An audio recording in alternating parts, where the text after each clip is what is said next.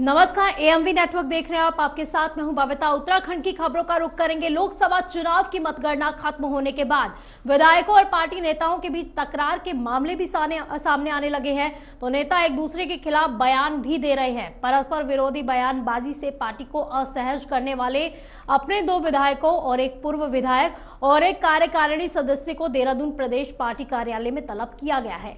बयानों के लिए प्रदेश अध्यक्ष इनसे स्पष्टीकरण लेंगे। टिहरी के विधायक किशोर उपाध्याय ने पत्र के जरिए पूर्व विधायक दिनेश धनय पर निशाना भी साधा कि उन्होंने टीएचडीसी की एक बैठक में उन पर उनकी सिफारिश पर उनके समर्थकों को ठेके दिए जाने का आरोप लगाया है। पत्र सोशल मीडिया पर भी वायरल होने के बाद दिनेश धनय ने भी किशोर उपाध्याय पर निशाना साध दिया। रानीखेत में भी बीजेपी नेताओं के बीच जुबानी जंग का मामला सामने आया है। रानीखेत विधायक प्रमोद नैनवाल और उत्तराखंड राज्य सलाहकार श्रम संविदा बोर्ड के अध्यक्ष कैलाश पंत के बीच तकरार इस कदर बढ़ गई कि प्रदेश अध्यक्ष भट्ट को दखल देना पड़ा। बतरोज खान के प्रधान संदीप खुलबे ने विधायक नैनवाल के भाई सतीश नैनवाल और भांजे संदीप बधानी पर मारपीट का आरोप भी लगाया और पुलिस में तहरीर भी दी है। कैलाश पंत प्रधान के समर्थन में आ गए। इससे एक ही पार्टी के विधायक और दायित्वधारी आमने सामने आ गए हैं। इन दोनों प्रकरणों से भाजपा को असहज होना पड़ा।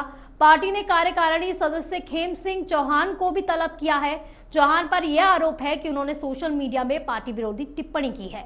प्रदेश महेश भट्ट ने 5 नेताओं को प्रदेश मुख्यालय में बुलाया है।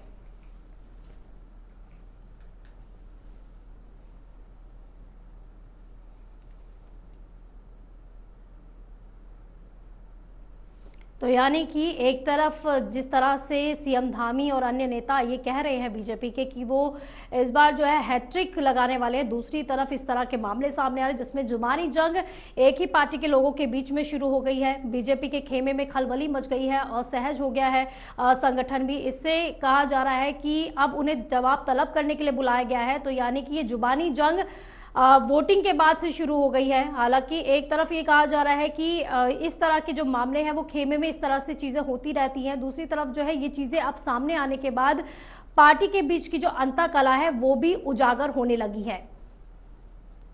तो यानी कि पार्टी नेता एक दूसरे के आमने सामने आ गए हैं। तो देहरादून प्रदेश पार्टी कार्यालय में भी अब इन लोगों को तलब कर लिया गया है। बयानों के लिए प्रदेश अध्यक्ष इससे स्पष्टीकरण लेंगे। टिहरी के विधायक किशोर उपाध्याय ने पत्र के जरिए पूर्व विधायक दिनेश धनय पर यह निशाना साधा कि उन्होंने टीएचडीसी की एक बैठक में उन पर उनकी सिफारिश पर उनके समर्थकों को ठेके दिए जाने का आरोप लगाया है।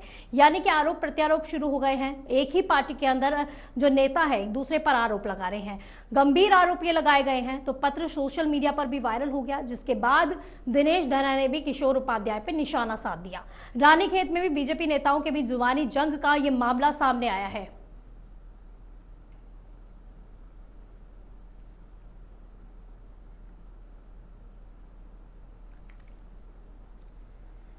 तो इसी पर ज्यादा जानकारी के लिए नवीन प्रसारी हमारे साथ जुड़ गए हैं। प्रवक्ता है बीजेपी के। नवीन जी, किस तरह की खबरें सामने आ रही है? एक तरफ आप दावा कर रहे हैं कि हम हैट्रिक लगाने वाले, दूसरी तरफ आपके ही नेता आपसी कलह कर रहे हैं। संगठन बड़ा है, बहुत बड़े संगठन है भारतीय जनता पार्टी के पास और काफी सारे नेतृत्व भी हैं।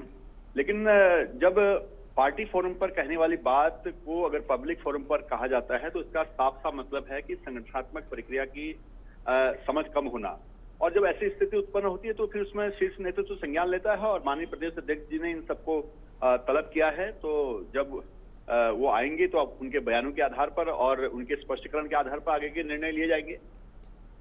लेकिन नवीन जी, जिस तरह के बयान सामने आ रहे हैं, कह रहे हैं कि टीएचडीसी की एक बैठक में आपके ही नेता कह रहे हैं कि सिफारिशों के दम पर जो अपने समर्थकों को ठेकेदारी दी जा रही है, तो इस तरह के आरोप जो है अगर जनता को भी पता लगते हैं तो एक तरह से जो छवि है वो धूमिल हो जाती है। और जिस तरह के आप हैट्रिक लगाने की बात करें, ऐसा नहीं लगता आपको छवि धूमिल होने से आप लोगों को नुकसान भी हो सकता है इसका? देखिए, भारतीय जनता पार्टी हैट्रिक तो लगा ही रही है, उसका इससे कोई लेना देना नहीं है। मैंने कहा कि जब भी किसी व्यक्ति को, क्योंकि ये सभी व्यक्ति हैं और इनको अगर संगठन की प्रक्रिया की समझ कम है तो उसमें संगठन संज्ञान लेता है। माननीय प्रदेश अध्यक्ष जी ने इसलिए तलब किया है, उनके बयानों को देखा जा रहा है, उन्होंने उनके जो बयान है उनको एनालिसिस किया जा रहा है, उनके बाद उनसे स्पष्टीकरण मांगा गया है उस स्पष्टीकरण के बाद क्या निर्णय लेना होगा, ये हमारा। तो नवीन जी, अंदर खाने बातें तो चल रही होगी, बयानों में कितनी सच्चाई है, आपसे जानना चाहेंगे। जी देखिए, ये हमारे शीर्ष नेतृत्व का विषय है और माननीय प्रदेश अध्यक्ष जी ने उनको आज बुलाया है, तो उसके बाद ही पता चल पाएगा कि क्या उस मीटिंग में रहा, उनसे क्या मांगा गया, क्या पूछा गया, उसके आधार पर क्या निर्णय लिया गया। ये माननीय अध्यक्ष जी की जब बैठक हो जाएगी उनके साथ पूरी, उसके बाद फिर बात सामने आएगी। लेकिन जिस तरह से आप अलग अलग जगह से, अब रानीखेत की भी बात कर ली जाए, वहां के विधायक बोल रहे प्रमोद नैनवाल और उत्तराखंड राज्य सलाहकार श्रम संविदा बोर्ड के अध्यक्ष के बीच में भी अब तकरार शुरू हो गई है। तकरारें शुरू होने का रीजन क्या है? क्या टिकट ना बंटना या फिर उससे नाराजगी, इसलिए तकरारें शुरू हो रही है? थोड़ा स्पष्टीकरण तो दीजिए, बताइए तो सही कि हो क्या रहा है, क्योंकि एक तरफ बीजेपी मजबूत दिखाई देती है, बाहरी तरफ से वो कहती है कि कांग्रेस के अंदर जो है अंताकला चलती है, लेकिन यहाँ पर तो कुछ और ही दिखाई दे रहा है। नहीं, कांग्रेस की तरह भारतीय जनता पार्टी में कोई अंतर कलह नहीं है। भारतीय जनता पार्टी संगठन प्रधान पार्टी है, कार्यकर्ता प्रधान पार्टी है, अनुशासन प्रधान पार्टी है, तो इसमें यहाँ पर कोई भी गुंजाइश नहीं है इस तरह की कोई गड़बड़ी होने की। और जहां पर ये दिखाई देती है तो तुरंत उस पर संज्ञान लिया जाता है, उसको ठीक किया जाता है। लेकिन क्या होता है कि अगर क्षेत्रीय तौर पर उसको देखा जाए तो कहीं न कहीं कोई न कोई आपसी कॉम्पिटिटर कभी न कभी होता है, उसको देखते हुए उनकी अगर आपसी कलह कोई होती तो उसको संगठन ठीक करता है, संगठन उस पर संज्ञान लेता है, संगठन का निर्णय अंतिम निर्णय होता है। तो इसलिए हमारे संगठन में जो भी प्रक्रिया होगी और जो उस पर निर्णय लिया जाएगा, सबको उस पर उसको मानना पड़ेगा। लेकिन जिस तरह से संगठन असहज हुआ है, यानी कि कहीं ना कहीं सच्चाई तो है ना सर इसमें, तभी तो असहज भी हो रहा है, क्योंकि वो जानता है कि जनता के बीच में अगर ये सारी चीजें खुलकर आएंगी, हालांकि अंदरूनी जुबानी जंग चल रही थी, लेकिन अब ये खुल के बाहर आ रही है, इसका नुकसान तो कहीं ना कहीं उन्हें भी दिख रहा है, तभी बुलाया गया है। परिवार को एक रखना मुखिया की हमेशा प्रायोरिटी होती है, हमेशा प्रथम जिम्मेदारी होती है। तो उसी की तर्ज में माननीय प्रदेश अध्यक्ष जी भी हैं और पूरे परिवार को देख रहे हैं। तो बड़ा परिवार है भारतीय जनता पार्टी का, निस्संदेह इसमें कोई बड़ी बात नहीं है। तो उसको देखते हुए जो भी उचित होगा वो अपने लेकिन सर ऐसा क्यों होता है? अगर किसी और के खेमे में लड़ाई चलती है तब तो आप लोग एकदम से उन पर तंज कसना शुरू कर देते हैं, अपने खेमे में लड़ाई चलती है तो परिवार बीच में आ जाता है कि परिवार के लोग, ऐसी चीजें चलती रहती है, संगठन निर्णय लेगा। नहीं, हमने कभी तंज नहीं कसा। देखिए, हमने तो कहा कि भारतीय जनता पार्टी संगठन प्रधान पार्टी है, कार्यकर्ता प्रधान पार्टी है, अनुशासन प्रधान पार्टी है। इसमें कोई भी गड़बड़ी जो होती है उसको संगठन ठीक करता है, और अगर जो संगठन के निर्णय को नहीं मानता है तो उसको फिर किनारा भी होना पड़ेगा। ये बहुत सख्त हिदायत है सभी के लिए, चाहे वो कोई भी हो, पन्ना प्रमुख से लेकर प्रदेश नेतृत्व तक। एक गरिमा और सीमा के अंदर रहना बहुत जरूरी है। पार्टी फोरम में जो बातें होती है वो पार्टी फोरम में होनी चाहिए, पब्लिक फोरम में जो बातें होती है पब्लिक फोरम में होनी चाहिए। यहाँ पर कहाँ पर गड़बड़ी हुई है उसको माननीय प्रदेश अध्यक्ष देखेंगे, उनके बयान के आधार पर, उसके बाद ही पता चलेगा आगे फैसला क्या लिया गया। चलिए नवीन जी, बहुत बहुत शुक्रिया आपका तमाम जानकारी देने के लिए और चर्चा के लिए भी। जी। तो वहीं कुमाऊं समेत पूरे प्रदेश में जंगलों की आग ने पूरे पर्यावरण को भारी नुकसान पहुंचाया है। जंगली जानवरों से लेकर आम इंसानों तक को धुएं की वजह से सांस लेना मुश्किल हो गया है। वन्यजीव वनाग्नि की वजह से जान बचाने के लिए इधर उधर भाग रहे हैं। कई गांवों में तो आबादी तक जंगल की आग पहुंच गई है। पिछले एक महीने के दौरान जंगलों में आग की घटनाओं में तेजी पकड़ी है। तो 1 अप्रैल से लेकर 27 अप्रैल तक की अगर बात की जाए तो पूरे प्रदेश में 559 वनाग्नि की घटनाएं सामने आ गई हैं। इसमें कुमाऊं की 318 ऐसी घटनाएं हैं जो शामिल है। इस दौरान पूरे प्रदेश में 689 हेक्टेयर वन संपदा को नुकसान भी पहुंचा है। जलते जंगलों से पर्यावरणविद के साथ ही स्थानीय निवासी और सरकार तक अब चिंतित दिखाई दे रहे हैं। हालांकि स्थानीय लोगों का ये कहना है कि जब गंभीरता दिखानी चाहिए तब विभाग दिखाता नहीं, जब हालात नियंत्रण के बाहर हो जाते हैं तब विभाग आला अफसरों से लेकर जनप्रतिनिधियों को भी वनाग्नि और हो रहे पर्यावरण के नुकसान की याद आ जाती है। नैनीताल जिले के अंतर्गत नैनीताल वन विभाग समेत 6 वन प्रभाग आते हैं। इन प्रभागों के अंतर्गत आने वाले जंगलों में 15 फरवरी से अब तक 76 घटनाएं ऐसी हुई हैं। इसमें करीब 91 हेक्टेयर क्षेत्रफल में वन संपदा को नुकसान पहुंचा है। इसमें भी सर्वाधिक घटना नैनीताल वन प्रभाग में ही हुई है।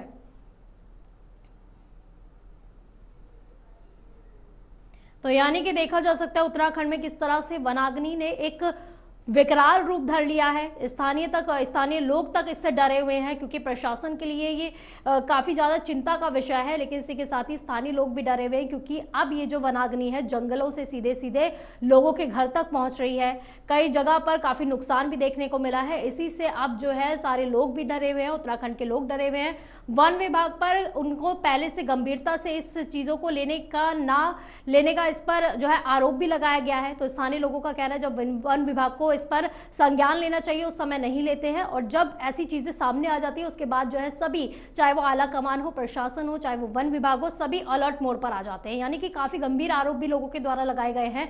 तो वनाग्नि धीरे धीरे अब बढ़ती जा रही है, जिसको अब कंट्रोल करना खुद प्रशासन के हाथ में भी अब नहीं लग रहा है।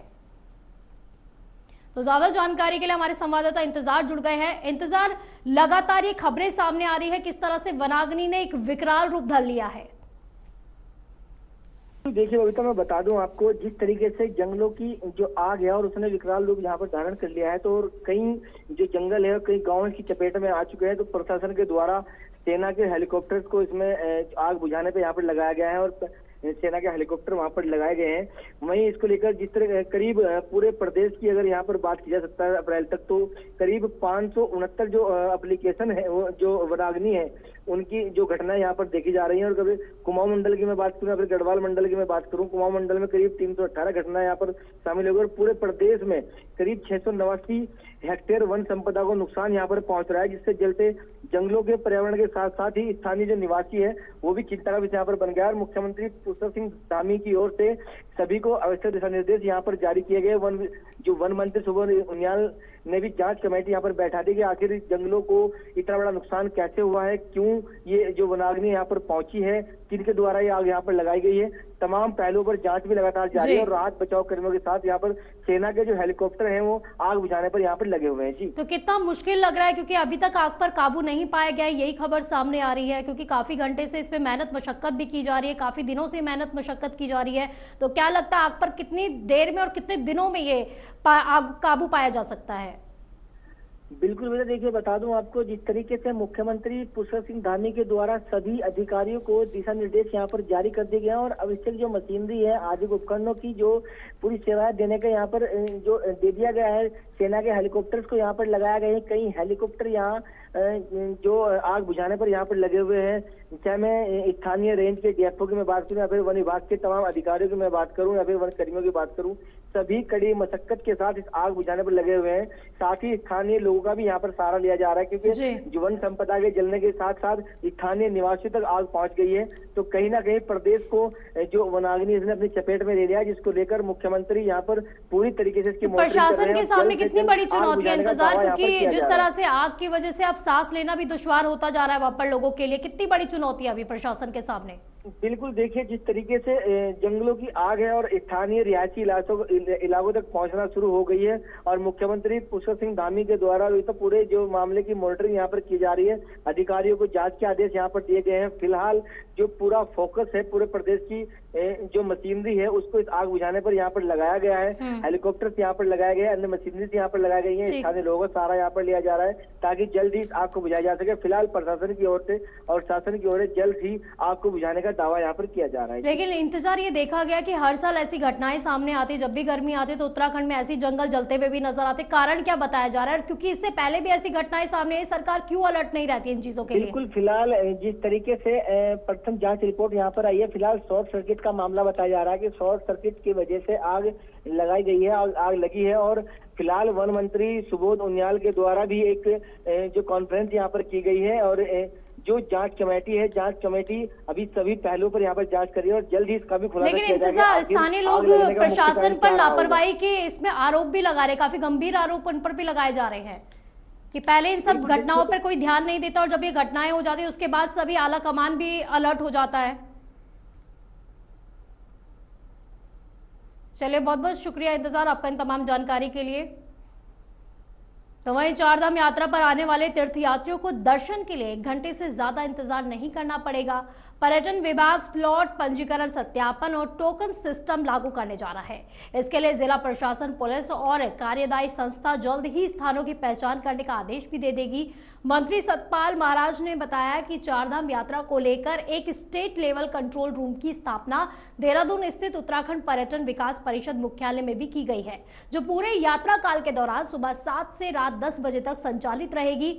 उन्होंने आगे बताया कि पर्यटकों और यात्रियों को लंबी कतारों और अधिक समय तक प्रतीक्षा न करनी पड़े, इसके लिए चारधाम यात्रा में धामों के दर्शन के लिए टोकन स्लॉट की व्यवस्था भी शुरू कर दी गई है। चारधाम यात्रा में इस बार इलेक्ट्रिक वाहन भी सरपट दौड़ेंगे। केंद्र सरकार की विशेष सहायता योजना के तहत चारधाम मार्ग पर GMVN की ओर से ईवी चार्जिंग स्टेशन स्थापित भी किए जा रहे हैं।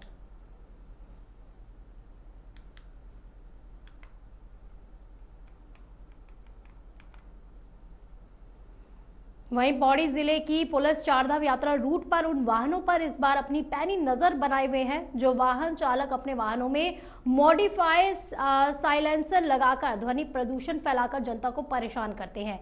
एसएसपी पौड़ी ने बताया कि चारधाम यात्रा रूट श्रीनगर, पौड़ी, कोटद्वार समेत लक्ष्मण झूला और आसपास के क्षेत्र में पुलिस टीम की चारधाम यात्रा ड्यूटी पर तैनात रहेगी और इस दौरान सड़कों पर फलाटे भरने वाले वाहन चालकों पर पुलिस टीम ठोस कार्रवाई भी करने वाली है ताकि शांति व्यवस्था चारधाम यात्रा रूट पर बनी रहे।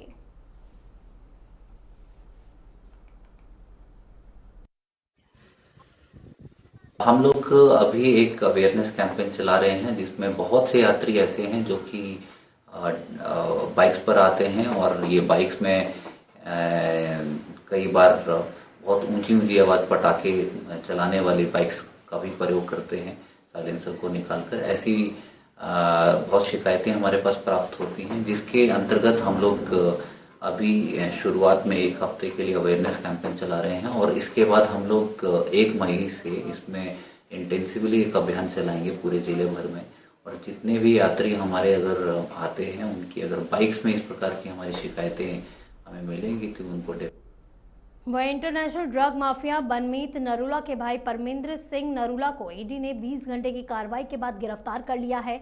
आरोपी को देहरादून स्थित स्पेशल ईडी कोर्ट में पेश किया गया।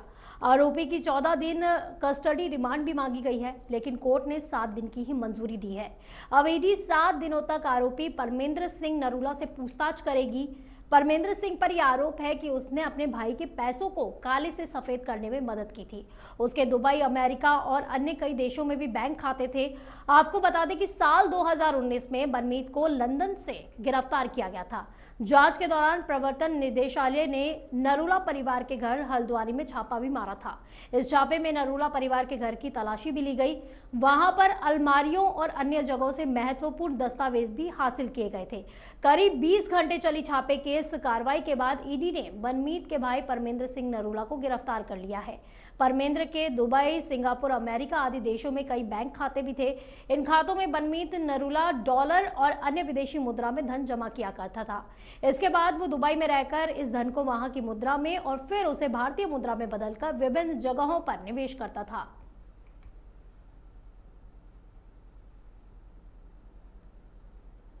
उत्तराखंड सरकार द्वारा बढ़ाई गई बिजली की दरों को बढ़ाने को लेकर कांग्रेस प्रदेश अध्यक्ष करण माहरा के निर्देश पर रुड़की में महानगर अध्यक्ष राजेंद्र चौधरी के नेतृत्व में कांग्रेस कार्यकर्ताओं ने प्रदर्शन किया है और प्रदेश सरकार का पुतला भी फूका और जमकर नारेबाजी भी की गई है। कांग्रेस के महानगर अध्यक्ष राजेंद्र चौधरी ने कहा कि ऊर्जा प्रदेश होने के बावजूद भी बीजेपी सरकार में 18 बार विद्युत दरों में बढ़ोतरी की गई है, जिसके चलते आज उत्तराखंड के उपभोक्ता भारी परेशानी का सामना भी कर रहे हैं, लेकिन सरकार लगातार महंगाई बढ़ाती जा रही है। उन्होंने कहा कि बीजेपी की सरकार आम आदमी का खून चूसने में लगी हुई है और उद्योगपतियों को हर सहूलियत प्रदान कर रही है।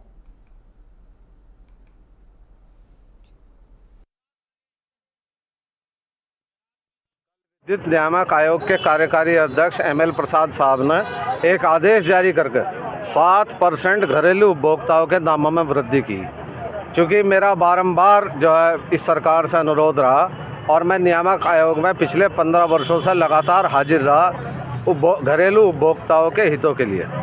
ये जो इन्होंने पिछले 18 महीने में 4 बार दरें बढ़ाई, ये नियम विरुद्ध, ये उत्तराखंड के जनमानस के खिलाफ है। उत्तराखंड जल विद्युत उत्पादन राज्य है जहां विद्युत उत्पादन कीमत मात्र ₹1.31 प्रति यूनिट है। इन्होंने घरेलू उपभोक्ताओं की बिजली ₹1 प्रति यूनिट तक बढ़ाई और जो उद्योगपति हैं उनका एक काना पैसा नहीं बढ़ा।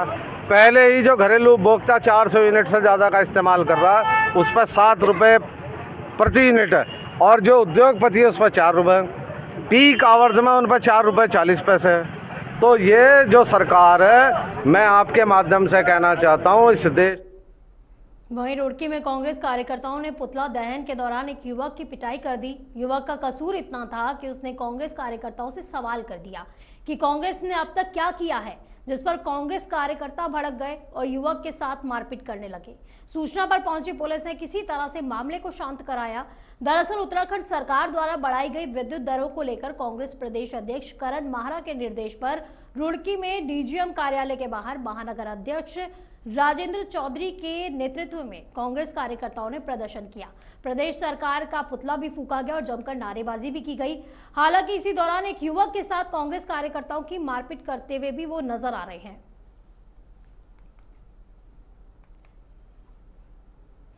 मैं अपनी बाइक ठीक करा रहा था यहाँ पे, तो यहाँ पे कांग्रेस कार्यकर्ता अपना पुतला फूक रहे थे और नारेबाजी कर रहे थे। तो मैंने उनसे 2-4 सवाल पूछ लिए कि कांग्रेस सरकार ने क्या किया। तो उस बात को लेके इन्होंने मेरे ऊपर 4-5 आदमी आए, उन्होंने थप्पड़ मारे और जिसमें कि उन्हें बताया कि भाई मैं सरकारी आदमी हूँ। तो उसके बाद भी उन्होंने थप्पड़ मारे। लेडीज आई, वो भी चिल्ला के पड़ी। 4-5 लड़के थे, उन्होंने थप्पड़ मारे। उसमें से ये है कांग्रेस सरकार की असलियत। क्यों मारे थप्पड़? आपको क्या पूछा? मैंने इससे पूछा कि कांग्रेस सरकार ने अब तक किया क्या है। तो उस बात में बोले कि बीजेपी सरकार ने क्या किया। मैं कहा बीजेपी सरकार ने क्या किया, क्या नहीं किया, आप ये बताओ कि कांग्रेस सरकार ने अब तक क्या किया और क्या लोगों को दिया है। तो उस बात को लेके इनमें बहस हुई मेरे साथ। इन्होंने फिर पीछे से 2-3 लड़के निकल गए बीच में से, उन्होंने थप्पड़ मारे मेरे। और उसकी रिपोर्ट में भी हाँ जी। तो क्या करना चाहेंगे? क्या नहीं, मैं कार्रवाई करवाऊंगा इनके खिलाफ। बिल्कुल, जितने भी से क्या गुहार करेंगे? प्रशासन से मैं भी सिविल को। हरिद्वार में अपनी जमीन पर हरे पेड़ों का आसानी से कटान होगा। इन बातों का हरिद्वार डीएफओ ने खंडन किया है और कहा कि जब तक शासन से कोई लिखित एडवाइजरी नहीं आती तब तक इस तरह की अफवाहों पर ध्यान ना दे। अगर इसके बावजूद भी कोई इस तरह के पेड़ काटने का मामला सामने आता है तो पहले की तरह ही नियमानुसार कार्रवाई की जाएगी। विगत कुछ दिनों पहले राज्य सरकार द्वारा एक अधिसूचना जारी की गई थी, जिसमें लगभग 12 प्रजातियों को पे जो है पातन की अनुमति की कंडीशन थी वो लगाई गई थी और बाकी सारी जो इसके अतिरिक्त प्रजातियां हैं उसके लिए ये निर्धारित किया गया था कि इसमें अब किसी भी अनुमति की आवश्यकता नहीं होगी, परंतु जो इसकी प्रक्रिया होगी, जो प्रोसीजर होगा, उसको निर्धारित करने के लिए एक जो उसकी मानक प्रक्रिया है वो अलग से जारी करने का उल्लेख किया गया था। और अभी तक जो है अतिथि तक जो मानक प्रक्रिया है छूट प्रजातियों के लिए वो राज्य सरकार द्वारा जारी नहीं की गई है।